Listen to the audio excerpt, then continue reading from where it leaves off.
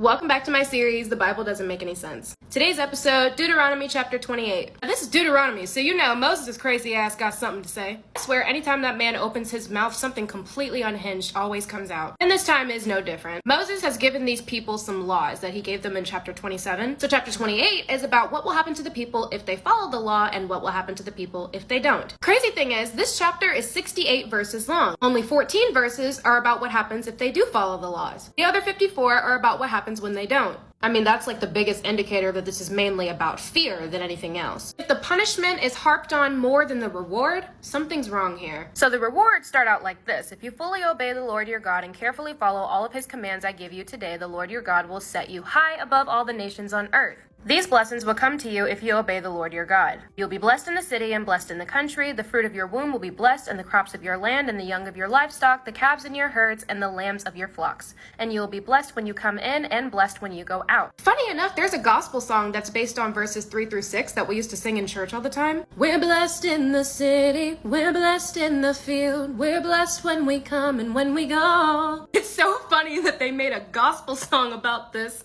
and then later on down the chapter we get to the cannibalism. Maybe they didn't read that far ahead. Blessings continue. The Lord will grant that your enemies who rise up against you will be defeated before you. They will come at you in one direction but flee from you in seven. All of the people on earth will see that you are called by the name of the Lord, and they will fear you. The Lord will grant you abundant prosperity. You will lend to many nations but borrow from none. The Lord will make you the head, not the tail. You will always be at the top, never at the bottom. That's it for the blessings. Everyone will love you. Prosperity. You'll be the head and not the tail. This, that, and the third. Now here's what happens if you don't follow the laws. They took the gospel song and flipped it around. You will be cursed in the city and cursed in the country. Your basket and your kneading trough will be cursed. The fruit of your womb will be cursed. We're cursed in the city. We're cursed in the field.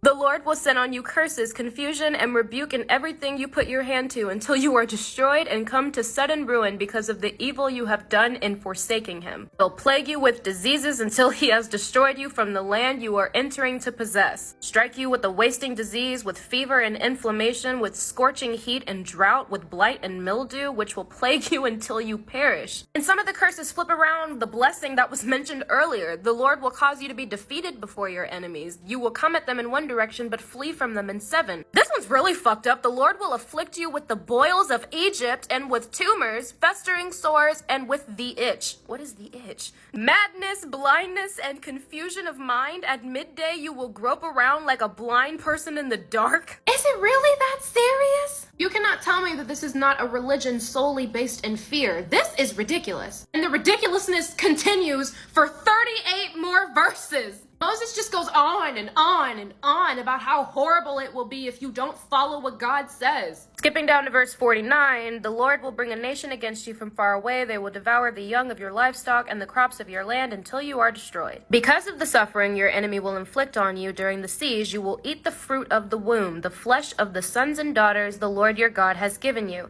Even the most gentle and sensitive man among you will have no compassion for his brother or his wife he loves or his surviving children. Either Moses is a nut job or God is. You know what? My money's on both. Now, there's a lot of doomsday verses in the Bible, obviously, but this just starts to sound like Moses just started coming up with shit off the top of his head just to scare people. Like, it just started off with, you'll be cursed in the city and cursed in the country, then ended with, you'll be blind and eating your children. Like, how did we get to this point? Can't believe we're here.